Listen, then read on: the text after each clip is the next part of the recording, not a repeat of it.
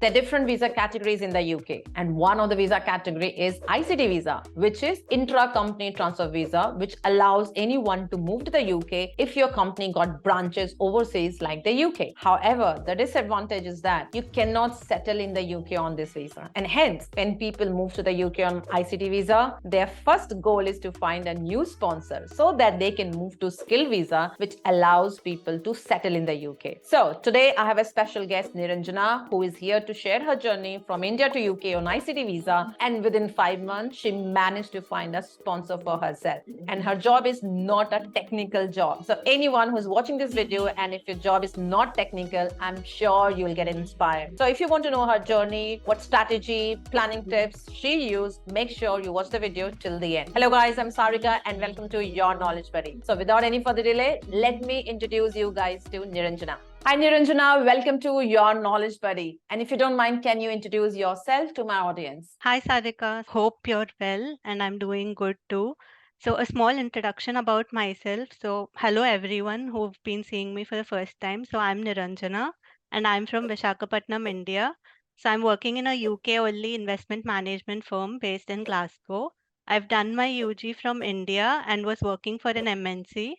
And at an experience of 4 years, 5 months, I was sent on site to UK on ICT Tier 2 visa to work for my client, which is another MNC, which has an office in Glasgow. And within another 6 months, so I cracked interviews with my current company that gave me a skilled worker visa along with a huge hike. So that's shortly about myself. Okay, thank you very much. So very impressive. Within 6 months, you managed to switch from ICT visa to skilled visa. So can you talk about a little bit? First of all, when you landed here, were you aware that there's a different visa category, skilled visa, which allows you to settle down, and ICT visa basically it doesn't allow you to settle in the UK? Were you informed about both the visa categories? So, yes, initially it was just an entry thing for me to get a company which could sponsor visa. So, ICT was the way. But after I've come here, I've done a lot of research, be it in terms of different job portals that I was using, or be it, reading articles or watching videos, especially yours, Sarika, is something that I used to follow like crazy. So all of these really helped me to create awareness about ICT and also skilled worker visa. And yes, there's a difference in terms of being your visa counting towards ILR in skilled workers. So that was a good thing that I was able to get through. And during the initial days, I used to apply to job portals like be it Read or Cod or Total Jobs, and then company official websites, and most importantly, LinkedIn. So I just can't describe how powerful a tool LinkedIn is. And with more and more research, I changed my strategy slowly to applying only for companies that provide visa sponsorships in UK. I'll leave the link below so that everyone gets to know. So in the Excel, you can also filter out on which particular companies give which kinds of visas. So, when you look at skilled workers specifically, you can always use the filter and see which companies do that for you. And even if you apply for companies that do not have the license to provide visa sponsorship, so you would get rejected for obvious reasons. And parallelly, what I did was I focused on growing my network in LinkedIn from the database of companies that could provide visas, whatever I've filtered. So I sent connection requests to people working in that particular role that I was looking for, and also only in those companies. And LinkedIn Premium really came to my rescue. There's also free trial that people can leverage, probably 30 or 60 days. Yeah. But yeah, that's something that's really helpful. And I messaged those people asking to drop a referral for me. And finally, some random person that could relate to what work experience I had, what company I was working for. So he referred me and then I got through. Oh, amazing. So when you were looking for the job, did you look for the word visa sponsorship? Was it mentioned, or you just randomly applied based on the list from the UK government website?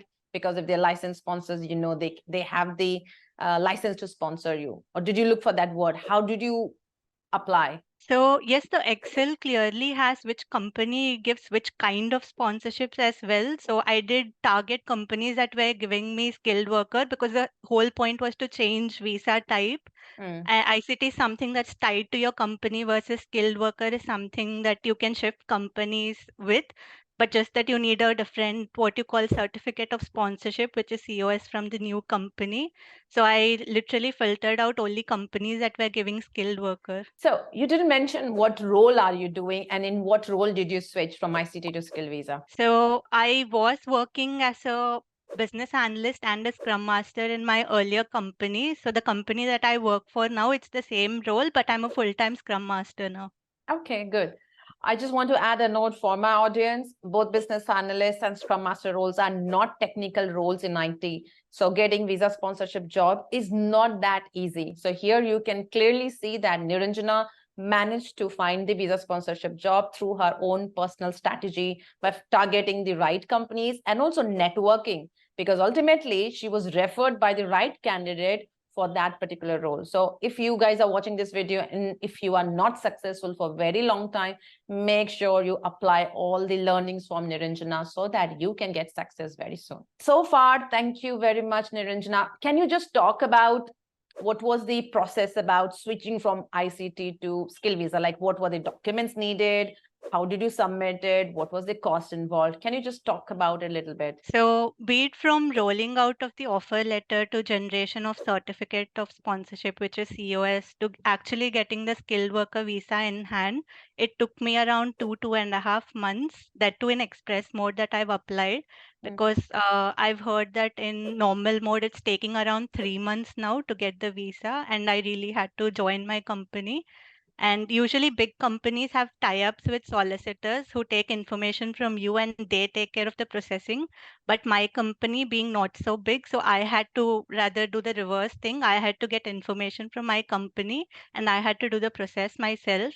And I had to pay for my own visa. So it cost me around £5,100 for 5 year visa, and all I needed was basic documentation like passport, PRP, and then degree certificates, along with specifically what's required is a certificate issued to prove your English language requirement. And since my degree was not from a UK university, I needed an academic qualification level statement, which is ACQUILS, confirming that the degree is equivalent to a UK qualification, and also an English language proficiency statement, which is called ELPS, confirming the degree was taught in English. And both of these certificates are issued by a company called Actis. So this could either be an official transcript with your name and the name of the institution, your degree, and confirmation of the award, and an official medium of instruction letter from your university, which includes your name, degree, and the date on which the degree was awarded. Alternatively, you can also take a UKVI approved English language test, like IELTS being one, at B1 level, or what you call in the four facets. So once your application gets through and a new skilled worker BRP is issued, you would have to return your original BRP to home office. So that's in short the process. Okay, thank you so much. I'm just going to add 2 more points. For skill visa, the most important document is your COS, which is called Certificate of Sponsorship, which is issued by your employer. And the second one is your job offer. Your job offer and your salary is very important. That is where the UK government will be checking if your job offer and the salary and the COS, if it's matching to the minimum level which is set by the UK government, and plus all the documents which Niranjana had mentioned already. So thank you very much. So 5,000 for 5 years, that is a huge money that you have to pay from your pocket. And then if you got your dependents, you got to pay for them as well separately, right? Yeah, okay. Yeah. I have a question to ask. When you mentioned that when you started sending connection requests on LinkedIn to unknown people in your area, like say Scrum Master or business analyst, so what kind of message did you send them? Because they were strangers to you. So how did you draft your message? What did you write in that? So firstly, it's important that you tell them, you've been following their work, they've been doing a great job. So open it with some kind of appreciation that you're giving them, and also tell them that you're interested in XYZ role and you've been working in the role for some time. So you just need a visa sponsorship and whatever support that you might need in your job role, and also tell them like why you would be a good fit for the role, and then you're open to discussion, getting any tips from them or whatever kind of support that you're looking from them. and also let them know that in case they don't have any opening right away, just let them know that they can have you in mind so that they can refer you later whenever something is available. So the person that who referred me, so that's what happened with him. So he had me in mind, and then when some internal vacancy shot up, so even before the company did put it on the official website, so I got a call for the interview, and then I slowly got through all the interviews. Yeah, really good strategy. So guys, if you're watching this video, make sure you make a note of it, sending message first of all to unknown people, and how to draft that message, that is already an art. So whatever tips you're getting from Niranjana, make sure you include it and then tweak it and then send it to the person so that they can remember you, and whenever they have opportunity in the future, they can refer you. So because we are talking about reference, now let's say that if there is a good match in my audience, somebody wants to reach out to you, first of all, how can they reach out to you? So I'll leave my LinkedIn profile link below. That's the only networking site that I am on, or Okay. even the social media site that I am on. So I'll leave my link below, and then anyone can reach out to me, and I'm happy to help further with whatever experience that I've got. Or also, there's so much more knowledge that I keep getting in terms of research, so I can always help you with it. Awesome. Thank you. And if at all, if there's a right candidate who wants you to refer them to the company, do you think you can refer them as well? Yeah, I can do that. So absolutely, when you send me a LinkedIn request, so same way you can drop in a message to me asking me to refer you. And what I would need from you is job IDs from official company website that you can pick as soon as a relevant job offer is posted there. So when you pick in the job ID and pass it on to me, so also pass on your CV, and then I'll have a look through. And if there is the right suitability for the company and you, so I would pass it on to my company. Good. Thank you very much. This will be really helpful for my audience.